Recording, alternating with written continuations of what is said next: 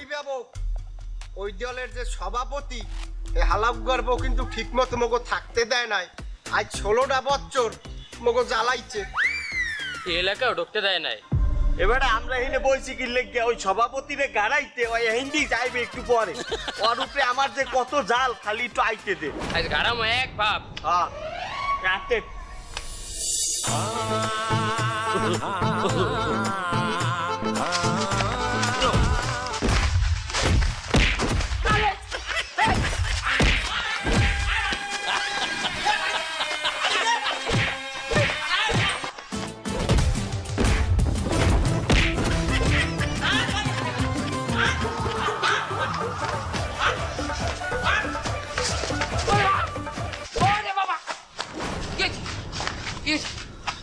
মারুকা হালা এ যেকালে তোকে দল ক্ষমতায় আছিলে সেকালে তুই আমার এই এলাকায় ঢুকতে দাও নাই। আমি সোহাগ বিরোধী দল করি দেখে তুই আমার জায়গায় জায়গায় কেন নইছো। তুই আমার 2টা সোফার দিছিলি না? 17 বছর তোরা দল ক্ষমতায় আছিলি, আমরা বিরোধী দল আমরা ঠিক মতো নাইতারি নাই খাইতারি নাই, পায়খানাও করতে পারি না, সেখানেও ছালারা চান্দা নিতে। এই কই চান্দা নিচ্ছি? আমার কাছে এখনো রিসিট আছে, তোরা 10টা করে চান্দা নিতি না?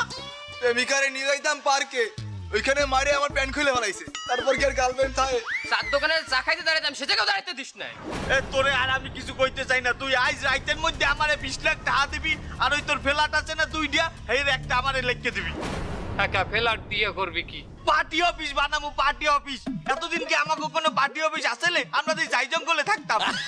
দেখ সোহাগ গিয়া, তোরা যে কালে ক্ষমতায় আনলি না, আমি কি তোকে সেন্টার মেন্টার দিই নাই? সেন্টার না, ওইটা শেল্টার। আর তোর কোনো শেল্টার লাগবে না, এখন আমরা এই ক্ষমতায় আছি। এ লয় তালে বিহারির ঘের দখল করা লাগবে। তুই অভিভাবক খারা নামনে এই হালার ভলা তুই কারে তুই মারি কো হ্যাঁ তুই চেন তোর এই থোত মা পিড়েই ভাঙ গেলাম বাইক বলান দে বাইকেই বলান দে ভাই জোরে কর ভাই। থাও কত লাফাইস নে, আমরা এখনো ক্ষমতায় আই নাই। হ্যালো পলাশ, এ নেপালের টিকিট আছে, বিমান টিকিট? আজ দই এখনই লাগবে, এখনই। এবার এখন লাগবে, এখন নেপালের টিকিটও নাই, আমার মরবো এখন ভাইয়া। এই ভুটানের এনটিআর আর ভালো লাগে না।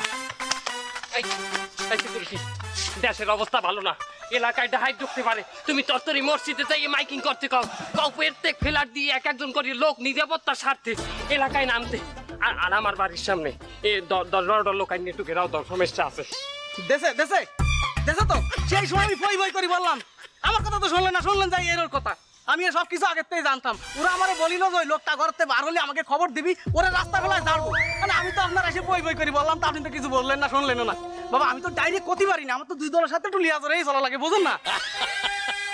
আর মানে তুই আমার সরাসরি কইতে পারো না যে ওইখানে গেলেই মারবে?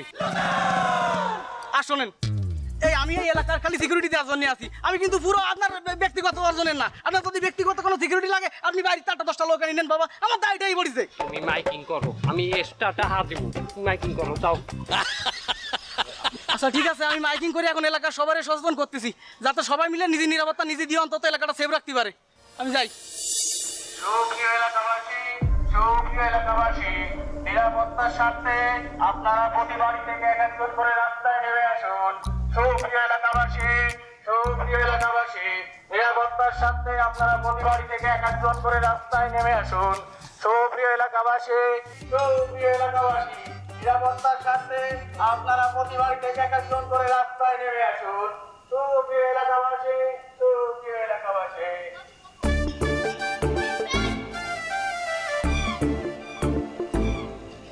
আমাকে এলাকায় ডাহাইত বেটা, আমি পালোয়ান বংশের পোলা।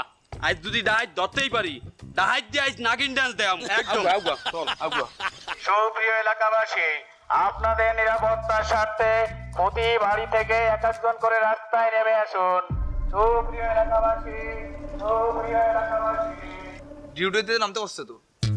দূর বেড়া এসব ফাও মাইকিং এ কান দাও। 2 দিন পরে আমাকে দলাইবে ক্ষমতায়, তার আমাকে বাড়ি কিরা ডাকাতি করবে, এমন ডাকাতের কলজা আছে? এসব দলটল বাদ দে তোরা, যে কোনো সময় আমাকে বসাও ডাকাতি করতে পারে এরা।